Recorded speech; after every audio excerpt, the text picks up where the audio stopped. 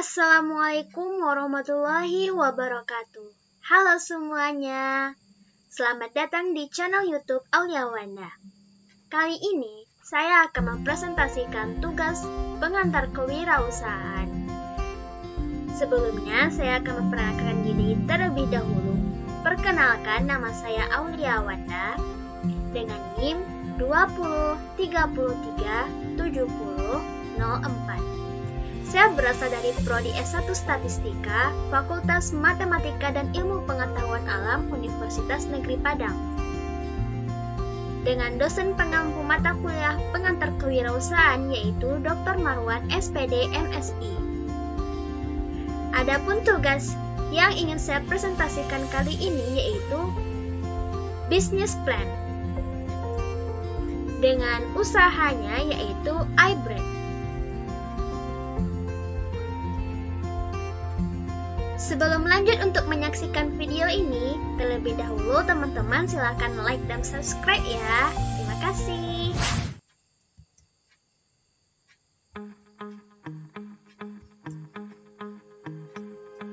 Apa itu iBread? Usaha iBread merupakan usaha yang bergerak di bidang makanan atau minuman. Dengan pendirinya adalah seorang mahasiswa dari jurusan Statistika Universitas Negeri Padang. Usaha iBread sendiri memiliki jiwa anak muda yang kekinian dan juga penuh dengan kreativitas serta inovasi yang menarik untuk dikembangkan.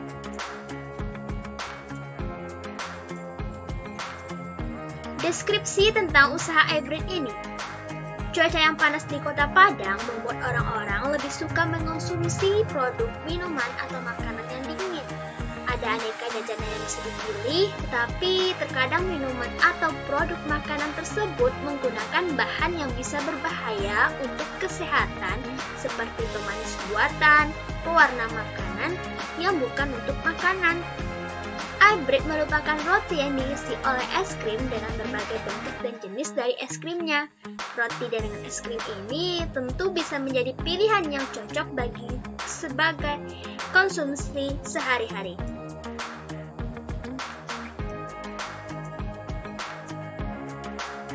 Selanjutnya yaitu visi dari usaha iBread ini. Untuk visinya yaitu membuat produk makanan yang disukai oleh kalangan anak muda, terutama mahasiswa dan pelajar SMP atau SMA dengan cita rasa yang enak, unik, sehat, higienis, terjangkau, dan juga kekinian. Selanjutnya, misi. Adapun misi dari usaha iBread ini yaitu yang pertama, menciptakan produk makanan yang kekinian. Yang kedua, membuat produk makanan yang menarik, nikmat, dan sehat. Dan yang ketiga, mengembangkan inovasi serta kreativitas dalam membuat olahan produk makanan. Oke, kita akan masuk slide selanjutnya yaitu bidang dari usaha. Usaha iBread ini bergerak di bidang makanan atau bisa disebut juga sebagai camilan. Selanjutnya, nilai-nilai dan prinsip yang dianut perusahaan. Adapun nilai-nilai yang dianut oleh usaha iBread ini yaitu disiplin, kerja keras, pantang menyerah, rajin, ulet, tekun, ramah, berani, mengambil resiko, bertanggung jawab, kreatif, inovatif, mengevaluasi setiap kekurangan yang ada dan memperbaikinya. Nah, keunikan dari usaha iBread ini yaitu ada 3. Yang pertama, masih jarang ditemukan usaha yang sejenis di sekitar tempat usaha. Yang kedua, memiliki cita rasa yang khas sehingga membuat konsumen penasaran dan menyukainya. Yang ketiga, topping serta bentuk penyajian juga bervariasi. Selain itu, juga ada keunggulan dari usaha iBread ini. Apa itu keunggulannya? Yang pertama, menggunakan bahan-bahan dengan kualitas terbaik. Yang kedua, menggunakan susu murni sebagai bahan baku es krimnya. Yang ketiga, bersih, sehat, dan juga higienis. Yang keempat, harganya terjangkau. Yang kelima, tampilannya menarik serta kekinian. Oke, next, yaitu analisis industri. Yang pertama kita akan bahas yaitu perspektif masa depan industri. Untuk perspektif masa depan industri ini, di masa depan, produk makanan roti es krim ini akan menjadi suatu produk yang diminati oleh banyak orang, terutama kalangan anak muda. Tentunya tidak menutupi kemungkinan juga akan disukai oleh orang dewasa atau yang sudah berusia lanjut sekalipun barangkali. Bahkan untuk anak-anak juga berkemungkinan sangat besar untuk menyukai roti es krim ini ketika dibuat semenarik mungkin untuk usia anak-anak tersebut. Yang kedua, yaitu analisis persaingan. Analisis persaingan, usaha roti es krim ini untuk di Kota Padang sendiri masih belum terlalu banyak yang membuat usaha seperti ini. Kebanyakan usaha hanya berfokus pada produk-produk minuman dingin.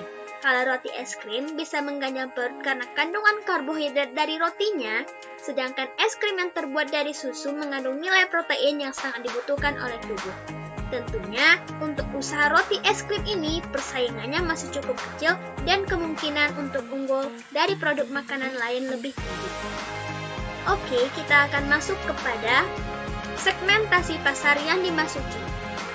Segmentasi pasar yang dimasuki oleh usaha roti es krim ini adalah yaitu kalangan mahasiswa serta para pelajar SMA atau SMP yang berada di sekitar lingkungan kampus Universitas Negeri Padang.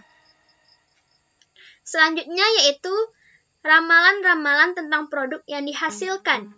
Adapun ramalannya yaitu dalam bisnis ini, usaha Ebrit bekerja di bidang makanan yang menghasilkan produk roti es krim yang disesuaikan dengan selera kebutuhan, mode pemesanan, dan perkembangan zaman. Oke, next. Nah, apa produk yang dihasilkan oleh usaha Ebrit ini? Yang pertama yaitu roti es krim coklat original, yang kedua roti es krim vanilla original, yang ketiga roti es krim strawberry original, yang keempat roti es krim mix original, yang kelima roti es krim dengan es krim berbagai varian rasa coklat, vanilla, strawberry mix ditambah topping keju, susu, coklat parut, Oreo, dan choco chips. Dan yang keenam yaitu sandwich ice cream. Selanjutnya, jasa pelayanan dari usaha Ebrit ini yaitu melakukan stand gerobak menjual di tempat yang sudah disediakan dan juga menyediakan pelayanan sistem delivery. Untuk pemesanannya bisa dilakukan dengan via online seperti menghubungi media sosial dari usaha Ebrit kami. Pembahasan selanjutnya yaitu ruang lingkup bisnis. Ebrit merupakan usaha di bidang makanan yang menjual roti dengan isi es krim. Usaha ini didirikan untuk menciptakan produk makanan yang kekinian di kalangan anak muda, terutama di Kota Padang yang cocok dinikmati karena cuacanya yang rata-rata sering panas. Ebrit adalah inovasi dan kreativitas dari seorang mahasiswa yang ingin membuat produk makanan yang disukai oleh kalangan anak muda di usianya. Kemudian, personalia dan perlengkapan kantor. Personalia kantor terdiri dari orang-orang yang berpengalaman dan juga perlengkapannya juga sangatlah memadai. Selanjutnya, pemilihan lokasi. Pemilihan lokasi didasarkan pada tempat-tempat yang ramai dikunjungi dan banyak orang yang berlalu lalang serta mengadakan kegiatan. Untuk rencana tata letak, untuk tata letaknya akan diletakkan pada beberapa titik sesuai dengan waktu-waktu ramai pengunjung dengan jadwal yang teratur sehingga pembeli tidak pusing untuk mencari jika ingin membelinya. Keberadaannya akan berada di dalam lingkungan kampus Universitas Negeri Padang. Yang ketiga, proses produksi. Lokasi untuk pembuatannya berada di tempat tinggal pimpinan dengan dibantu oleh beberapa orang. Keadaan gedung dan perlengkapannya. Keadaan gedung terbuat dari bangunan kokoh, kuat, bersih. Perlengkapannya cukup karena tidak terlalu banyak melibatkan pekerja. Selanjutnya yaitu keadaan mesin dan perlengkapannya. Keadaan mesin masih sangat baik karena baru dibeli dan perlengkapan lainnya juga dalam keadaan sangat baik.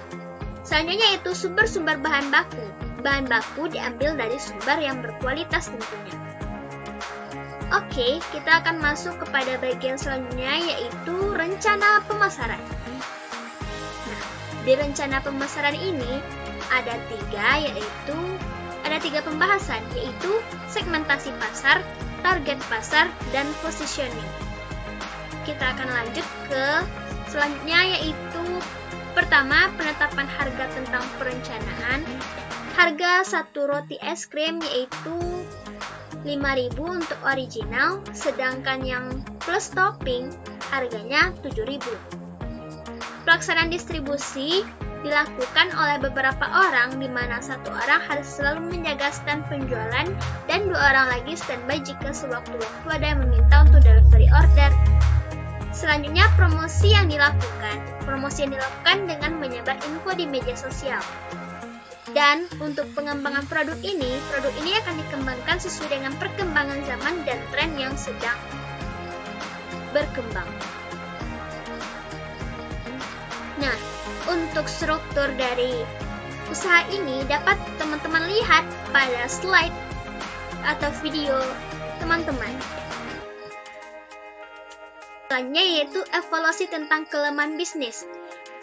Dalam menjalankan bisnis pasti ada risiko-risikonya, yaitu risiko alam, risiko kredit, dan risiko modal. Untuk selanjutnya yaitu sumber dari penggunaan modal. Yang pertama, kebutuhan alat untuk produksi. Teman-teman bisa melihatnya pada tabel yang sudah ada. Oke, lanjut. Sumber dan penggunaan modal yang kedua yaitu kebutuhan bahan untuk produksi. Di sini saya mengambilnya untuk per minggu. Jadi teman-teman bisa melihat rinciannya pada tabel. Oke, next. Yang ketiga yaitu kebutuhan dana untuk operasional. Nah, di sini ada beberapa dan bisa teman-teman lihat pada tabelnya. Nah, ini bagian yang paling terakhir yaitu laporan keuangan. Teman-teman bisa melihat tabelnya pada video ini ya. Oke, sekian presentasi tentang bisnis plan hybrid yang saya buat. Semoga dapat dipahami dan apabila ada kesalahan dalam penyampaian maupun video yang saya sajikan, saya mohon maaf dan saya masih belajar. Semoga bisa menjadi lebih baik ke depannya. Saksikan terus video dari Aulia Wanda di lain kesempatan. Bye-bye. Assalamualaikum warahmatullahi wabarakatuh.